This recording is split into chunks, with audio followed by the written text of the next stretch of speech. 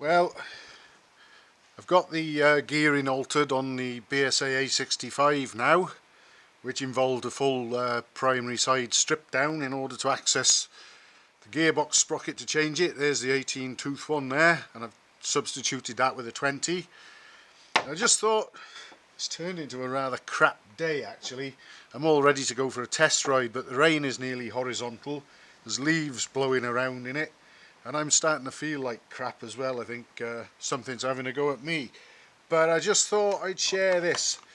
Now, as far as I know, well, I certainly thought of this for myself. Maybe other people do it, have done it, or whatever, and might be aware of it. But as far as I'm concerned, I thought of this to save a lot of stress and bother with the BSA and Triumph type clutches when you remove them. In that, when you take this centre out, you really stand a very good chance of all those rollers. I think there's about, oh, I don't know how many of them off the top of my head right now, but there's more than enough of the things that go falling and rolling all over the place. And then come time to put it all back together, you've got to be very patient and carefully stick them all in. Well, I've got a way of removing and refitting these clutches without worrying about any of that. Here's the puller. It's got a thread to screw into the clutch centre there to pull it off the taper of the gearbox main shaft.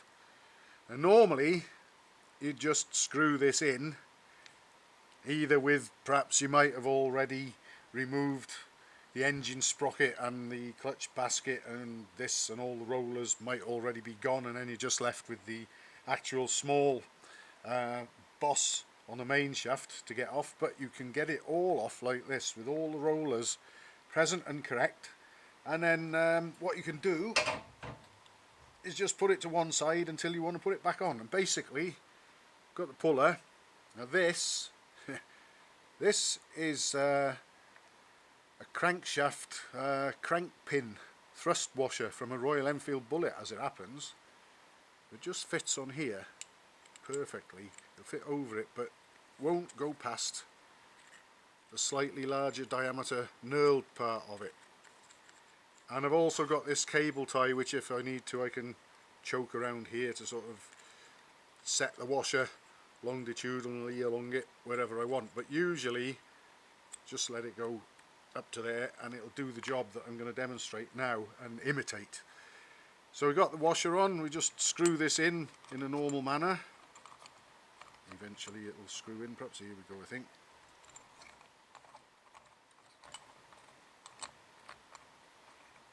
Go on, make a liar out of me.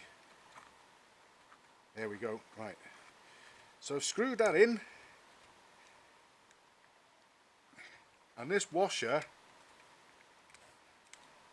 is all but tight against the face of this. There's very little clearance, a few thou perhaps, but like I say, if I needed to take up more, I could choke the cable tie around here to make sure the washer can't move too far away from this. And that means now that this lot can't come apart, and the rollers are trapped in there and kept in there. You screw this in a normal way to pull the clutch centre off the main shaft, pop, and off it will come. And then when it's time to put it back on, just make sure this bolt is slackened right out. You put your little woodruff key into the taper of the main shaft, and what I do sometimes is, let's just get this out of the way for a minute, is where the keyway is. Hope we can see that there. Let's light it up. The keyway, I'll get that so it's in the 12 o'clock position. When I know it's in the 12 o'clock position, I'll put a little bit of paint or something to mark the 12 o'clock position, and I'll also use a drop of super glue and glue the key into the the gearbox main shaft. That way, when you offer this lot up to the engine and to the gearbox main shaft, you get your paint mark at 12 o'clock, and obviously you can rotate the whole lot a little bit if you need to sort of get the engine crankshaft splines and the engine sprocket splines lined up, and then you just push it on over the key, which won't slip out the back because you've super glued it in. I mean, if you ever want to get that out again, it wouldn't be a problem. Super glue is not that strong. You could just tap the key with a suitable screwdriver or drift and it'll probably break out of there, you know. But anyway, you can rest assured that the key will stay put while you slide this lot on with your paint marker at 12 o'clock and the keyway on the main shaft, in the main shaft at 12 o'clock. This lot will go on, and then all you got to do is unscrew this, making sure that you are now holding this clutch centre firmly pressed onto the gearbox main shaft, and then you just put your washer back in, obviously, and the nut. Make sure that you've got a socket that suits the size of the nut handy, because you want to get onto that. You don't want to be letting this go. You want all your necessary tools to hand, and even if you just do the centre nut, clutch centre nut up finger tight, that's it. You can breathe out and relax.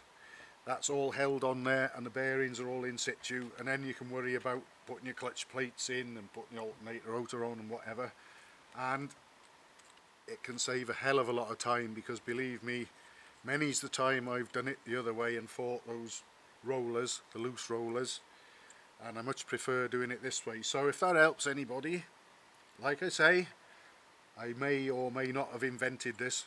As far as I'm concerned, I have here, but perhaps I was the last person in the world to work it out, I don't know, but just might be of use to somebody, so I thought I'd pass it on and give it a share.